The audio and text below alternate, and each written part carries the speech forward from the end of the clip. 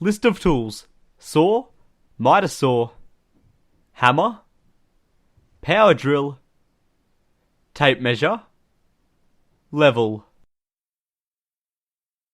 Step 1. Screw one pair of 2x4 studs to the wall for every row you need. Step 2.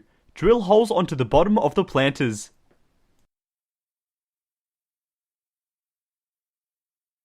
Step 3. Screw the planters to the studs. Leave enough space between the planters for plants to grow and for maintenance. Step 4. Repeat the process for every row.